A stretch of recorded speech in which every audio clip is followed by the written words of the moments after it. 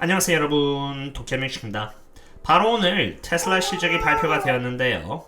테슬라의 경우는 먼저 그로스 마진에 있어서 19.3%를 기록하면서 컨센은 21.2%를 미스하였고요. 매출액은 23.33빌리언 달러를 기록했는데 컨센은 23.35빌리언 달러 또한 미스를 하면서 매출액도 미스를 하였습니다. 그리고 프리캐시플로우의 경우는 놀랍게도 441밀리언 달러를 기록했는데 컨센은 3.24빌리언 달러보다 많이 못한 모습을 보여주고 있죠. 저의 경우 이미 2월 28일날 테슬라 1아워 기준 헤드앤숄더의 분석을 드렸고요.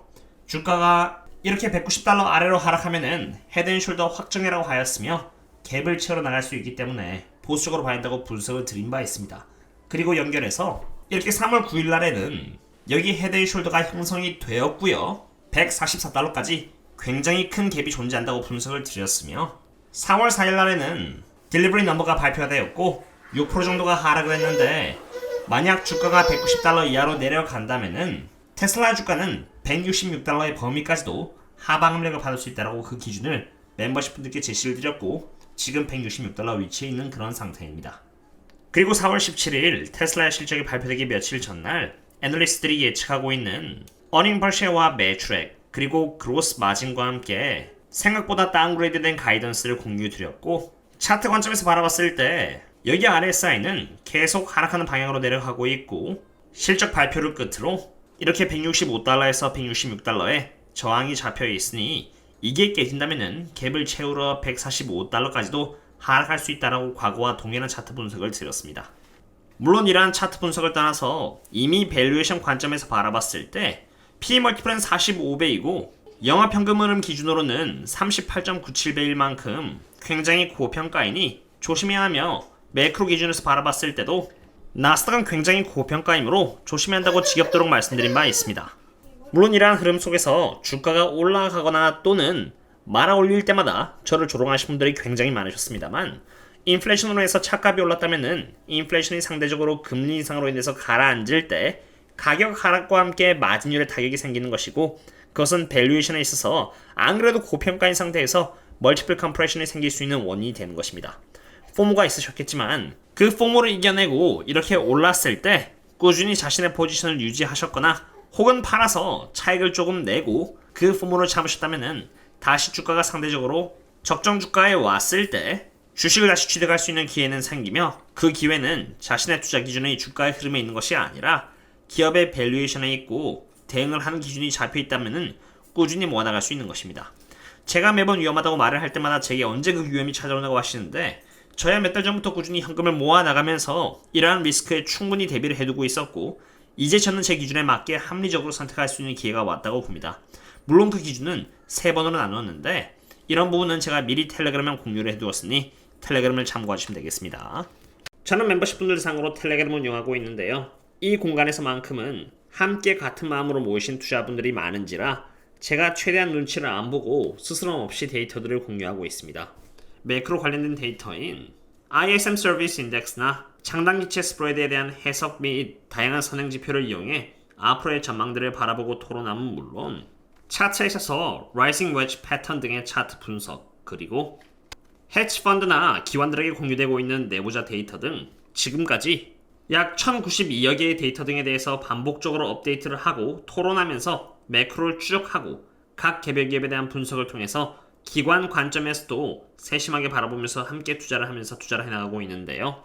저희들과 함께 공부를 하면서 차근차근 투자를 해나가고 싶으시다면 여기 가입을 하신 뒤 커뮤니티 탭에 들어가시면 텔레그램 링크를 찾아보실 수 있겠습니다.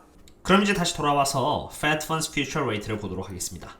이 지표는 제가 과거부터 꾸준히 멤버십 분들께 공유드렸던 지표로 유튜브에서 말씀드리자면은 이제 Fed Funds Future Rate는 최종금리로서 약 5.12%를 찍게 되었습니다. 다시 말해서 채권 시장은 연준이 최종 금리에 있어서 5.12%를 찍을 것이라고 바라보고 있는 것이며 그것만 기준으로 바라봐도 여기 5월달에 금리 인상을 한번 하고요.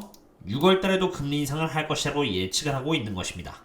그리고 추가로 7월달에도 금리 인상을 할 수 있다는 것을 보여주고 있는 것이죠. 실제로 각 FOMC 회의에 있어서 금리가 올라갈 확률을 바라보시면요. 5월달에 금리가 올라갈 확률은 88%이고 6월달은 28%, 그리고 7월달은 마이너스 26%입니다. 즉 5월달은 시장이 어느 정도 앞서서 바라보고 있다는 것을 볼 수 있는데 6월과 7월의 금리 인상에 대해서는 시장이 전혀 반영을 하고 있지 않은 상태입니다. 사실 S&P 500과 나스닥이 고평가하는 것 자체가 이미 악재는 웬만해서 충분히 반영되지 않았다고 할 수 있지만 말이죠. 바로 그렇기 때문에 만약 채권 시장이 예상한 것과 같이 정말 이러한 금리 전망이 이어지고요.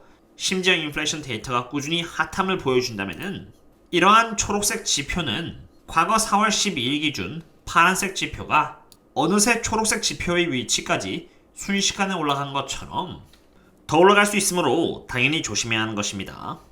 실제로 기대 인플레이션은 4.6%로 굉장히 큰 폭으로 올라갔는데 상승폭은 1.0%로 얼마나 크게 기대 인플레이션이 상승을 했는지를 과거와 비교했을 때 볼 수 있고요.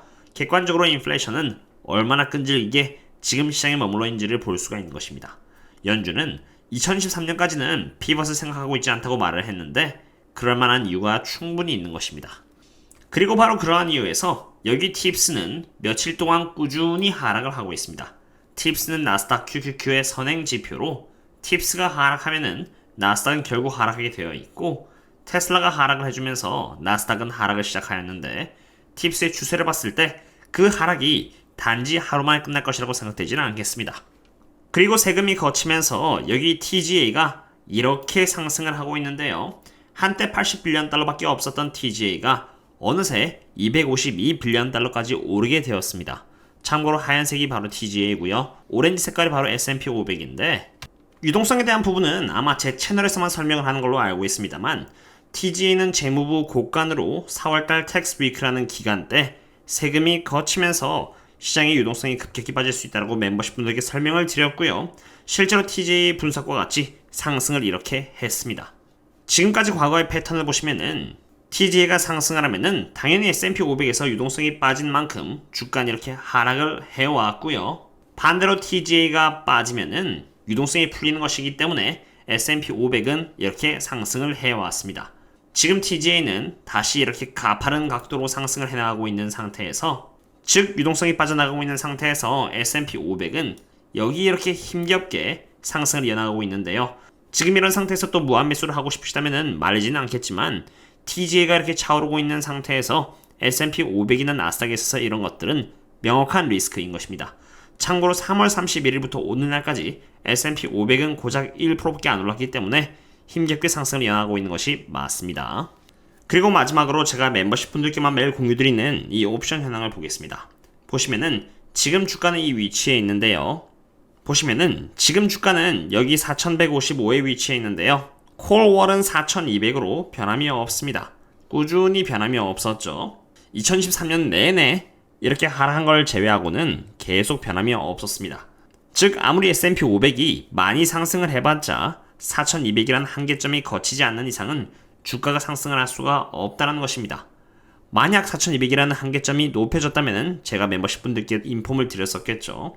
반면 풋월은 여기 이렇게 4000인 상태로 주가는 여기 4000까지 충분히 하락할 수 있습니다. 그러므로 당연히 제 입장에서는 안 그래도 S&P 500이나 나스닥들의 밸류에이션이 고평가인 상태에서 인플레이션은 여전히 강하고 유동성 환경은 좋지 않고 빅스는 바닥을 찍어서 올라가려고 하고 있고 옵션 시장은 이렇게 4200대에 천장이 더 이상 높여지지 않고 있으니 당연히 조심해야 하는 것입니다.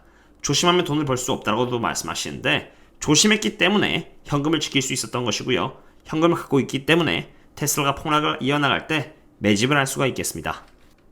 이제 시간이 부족한지라 나머지 분석은 텔레그램에서 또 분석을 드리도록 하겠고요. 오늘은 여기까지만 하도록 하겠습니다. 다들 수고하셨고요. 그럼 다음에 또 다른 분석 공기 잡도록 하겠습니다. 그럼 다음에 또 만나요. See you later.